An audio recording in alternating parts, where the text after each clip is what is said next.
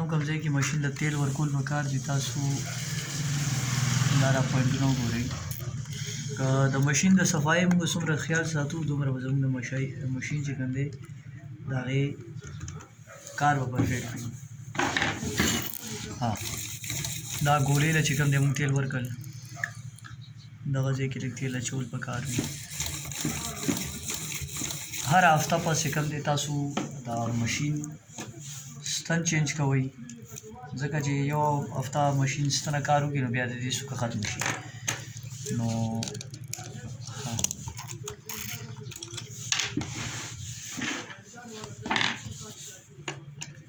تاسو ته موږ اوس ښیو چې دې کې به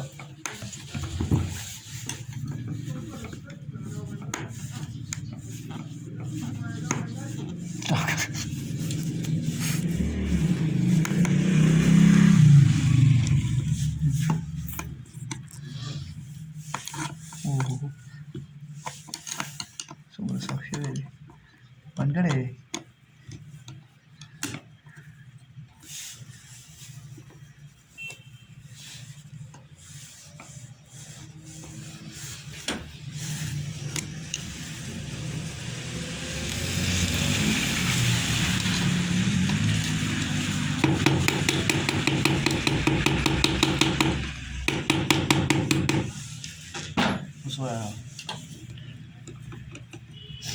تاسو ته موږ دا خو ویو لکه هغه به کار سره حل ده. ښه دا بیا هم ټیک یم. د دې تاسو ته موږ ښیو چې ګومنځه وګورئ. ګومنځه کې چې کله تارونه وغیره ډېر نښلي یا دې کې چې کوم دی ګند وي نو دا د دې صفایي پکار ده. دا وګورئ ښه دی.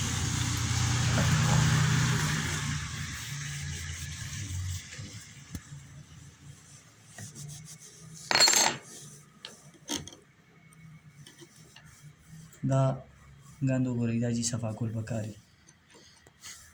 دا وګورئ الله پاک داسې شاګردان راکړي دي چې چار دیغې ماشین د لاس نه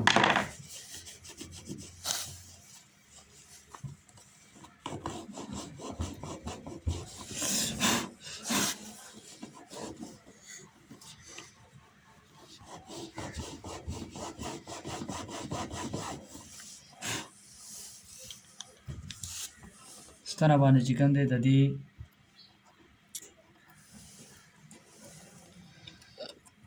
دا غاښونه چې کوم دی داسې پاکول پکار دي. دې لپاره تاسو برش هم استعمالولی شئ. د غاښونو برش چا سره وي په هغې سره ډېر اسانه باندې صفا کېږي. موږ که د ماشین د صفایي خیال ساتو یو خو به د دې اواز ډېر زبردست وي او بل دا چې د دې پرفارمنس به کله هم نه خرابېږي. نو د ماشین د صفایي چې کوم دی ډېر خیال ساتئ. تقریبا چې دا ځای صفا شو او اوس تاسو ته موږ شړل او نال کولولو طریقه کوو. دا به دوباره داسې فټ کړو.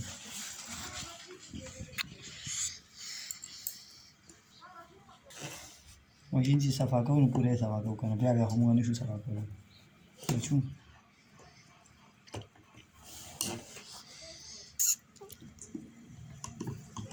دا نو څه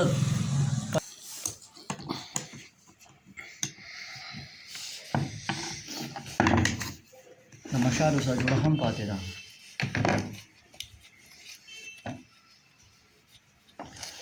ښه جي د دې د صفایي هم خیال ساتئ چې چېرته دې کې تار مار نه نښتي. کله چې ستاسو ګینده خراب وي نو اول دا ځایونه چیک کوئ. کیدای شي چې دې کې تار نری پشن هم که دې کې نښتې وي نو اوم چې کوم دی ستاسو سلای به خرابه وي. یاد ساتئ دا انورس ریلیشن دی چې کله برنۍ سلای خراب وي نو لاندې ستاسو فرقۍ ډبۍ کې به فرق وي او که ستاسو برنۍ سلای خراب وي نو برنۍ هم خراب وي نو لاندې به فرق وي ډبۍ کې. چې کتنۍ خراب وي نو بیا په دې ځای کې فرق وي.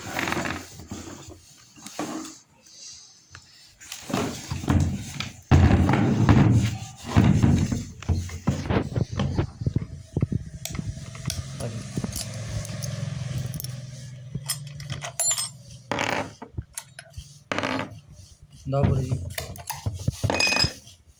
دې کې چې کوم دی ډېر پشم وغیره نښتې دی نو د دې د صفایي هم داسې خیال ساتئ ځکه چې که لږ غونډه کې پشم پکې نښتې وي نو هم چې کوم دی ګینده بیا صحیح نه خراب وي د دې صفایي ته تاسو خیال کوئ د نال ته وګورئ دا وګورئ نال په دې طرفونو باندې دا ګند نښتی دا ګند دا لږ نه دی بلکې دا ډېر زیات دی چې دا نښتی وي په دې باندې یو خو د ماشین اواز خراب وي او بل چې کوم دی کار پې مزه نه کوي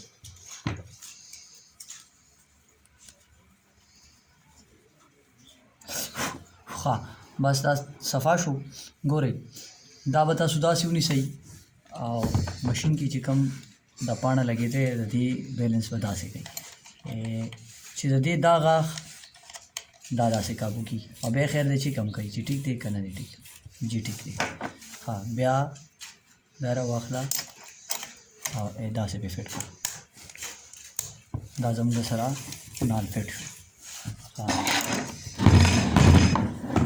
کم کم ځای کې ور دې ته تیل اچوي دا وګورئ دا ځایونه چې کم دي دا د تیل دي یو یو ساس کې ډېرې چې کوم دی تاسو اچوئ ځکه چې د رګړ د وجې ریفریکشن د وجې چې کوم دی په دې کې د دې پرزې بیا ختمیږي او که تاسو چې همیشه له استعمال کوئ د آیل استعمال کوئ په پرزو کې نو ستاسو ماشین به کله هم مصري ته د وړولو اجت نه راځي ستاسو د ویډیو کتلو یو جهان مننه